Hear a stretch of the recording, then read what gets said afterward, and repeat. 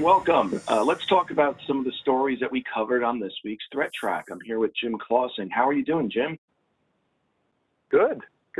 Great to see you again. Let's talk about some of the stories that you guys covered this week. The first one was about a new way that DDoS attacks happen using Plex media servers. And those are servers, I guess, that are used like for streaming services, things like that. And this attack utilizes those servers to execute the attack. Tell me about that. Yeah, so the Plex media servers are designed to provide home access to, multimedia stream,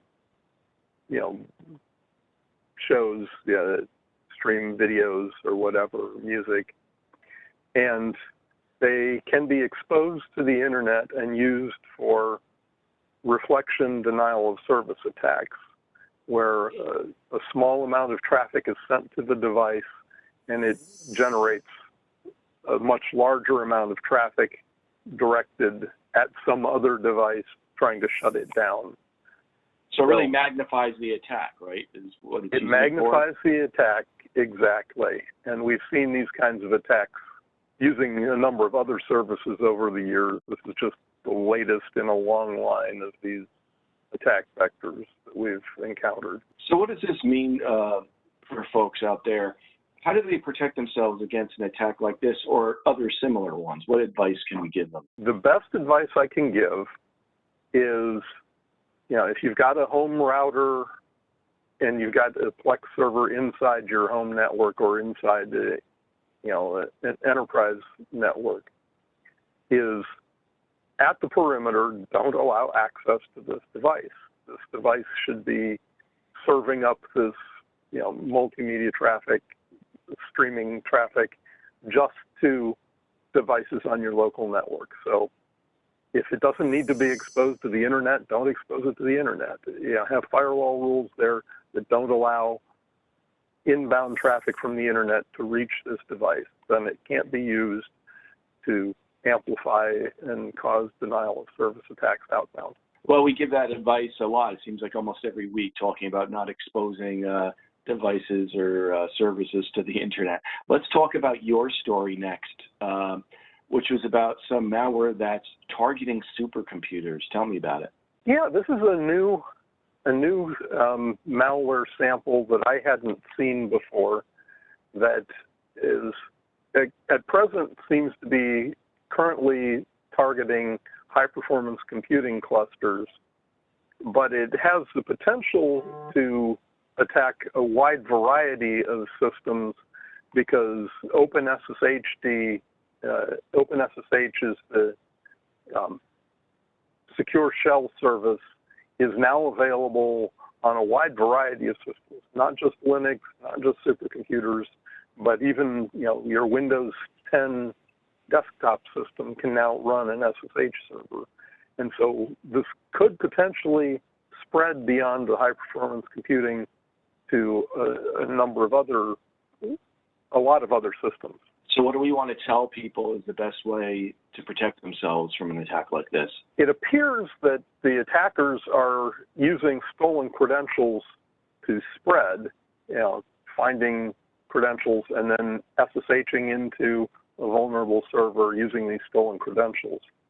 So one of the ways that you can protect yourself is to turn on multi-factor authentication.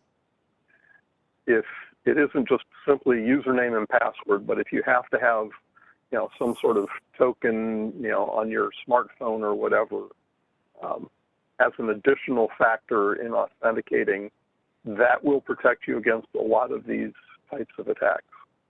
Now, Mike brought us a story about Morse Code being used in some attacks.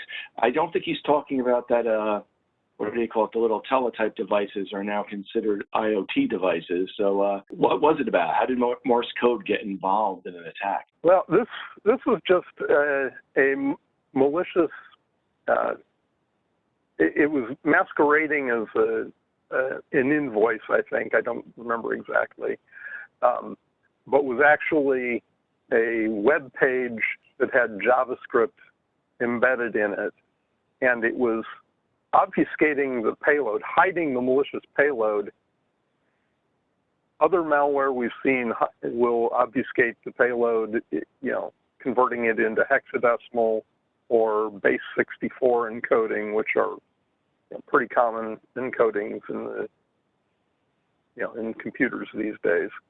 But the unique thing about this one was it was obfuscating, or it was hiding the malicious payload using Morse code and then decoding the Morse code when it attempted to execute the malware.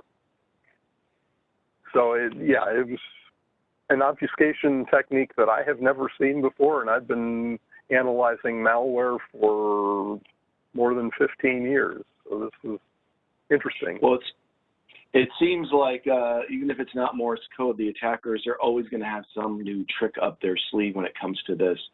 So whether it's Morse code or not, in situations like this, what do we want to tell people about things like attachments and phishing attacks like this? Yeah, well, so be careful what you click on in emails. If you're not expecting an invoice, get on the phone and call somebody up. Did you really send me this? The other thing is, in this case, they were hiding the fact that it was actually a web page, an HTML document, by taking advantage of the fact that Windows, by default, doesn't show file extensions. So it was, they were using a double file extension. It was, blah, blah, blah, invoice dot XLSX, so it would look like an Excel spreadsheet, .html.